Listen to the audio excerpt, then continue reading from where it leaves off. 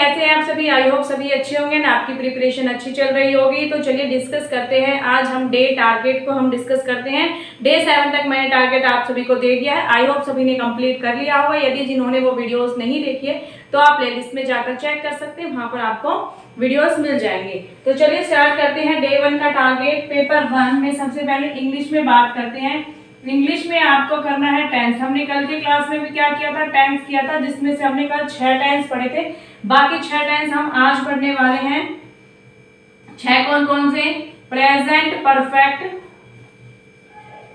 Present perfect, past perfect, future perfect, ऐसे ही हम और जो 3 है हमारे, present perfect continuous, continuous, present perfect continuous, past perfect continuous and future perfect continuous. ठीक है, इसके साथ ही हम वोकैब में क्या करने वाले हैं। वोकैब में आप सभी को पता होगा 5 सिनोनियम करेंगे, 5 एंटोनियम करेंगे, 5 इडियम्स एंड फ्रेज करेंगे, idioms and phrase and 5 one word substitution करेंगे। ठीक है, उसके बाद हम बात कर लेते हैं हिंदी की।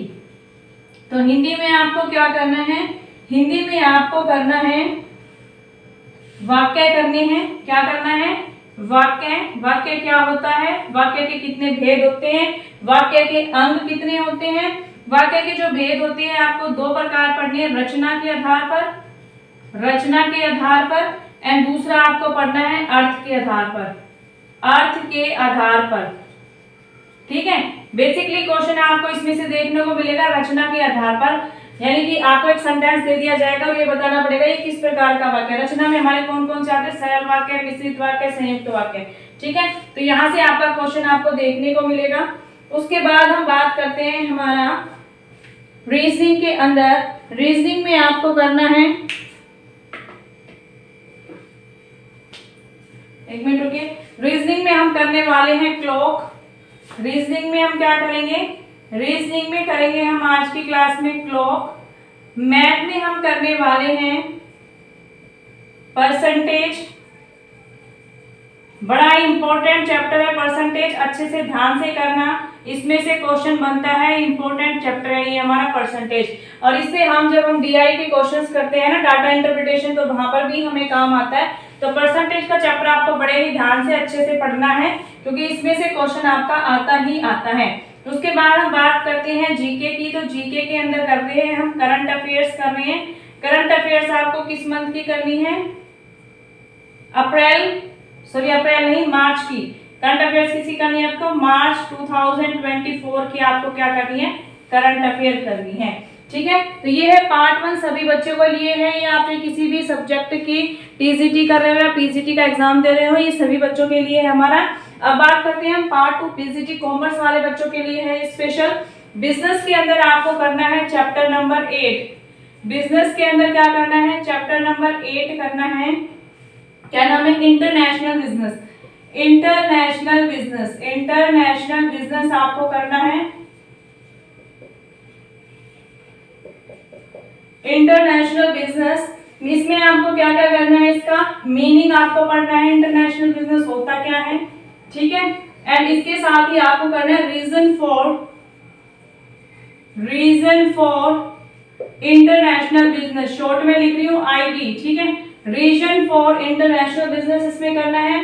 साथ ही साथ स्कोप पढ़नी है आपको, इंटरनेशनल बिजनेस के स्कोप क्या क्या है। उसके बाद इसके बेनिफिट्स आपको पढ़ने हैं, इसके बेनिफिट्स क्या हैं इंटरनेशनल बिजनेस के। एंड उसके बाद आपको करना है मोड्स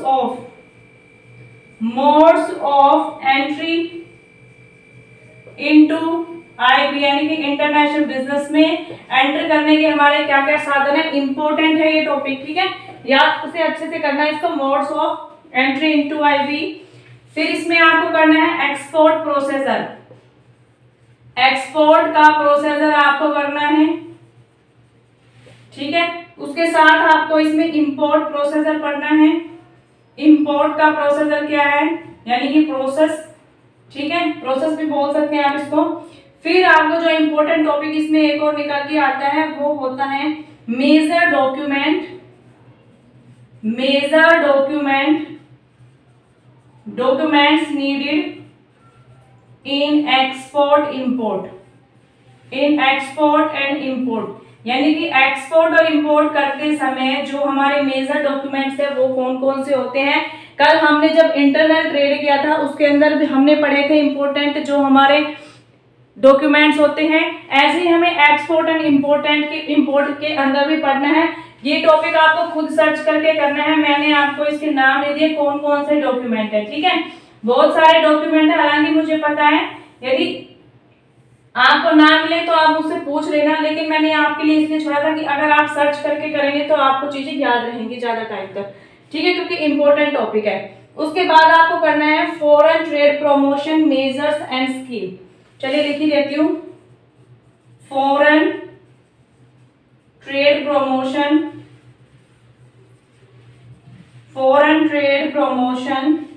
मेजर्स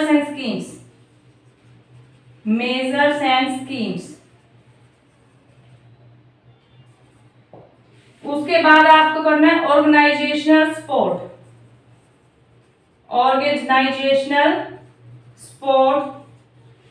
आईबी के लिए ऑर्गेनाइजेशन सपोर्ट कौन कौन से हैं, कैसे देती है, ये सारी चीजें। इसके बाद आपको करनी है international trade institution must important, very important करके लिख लेना।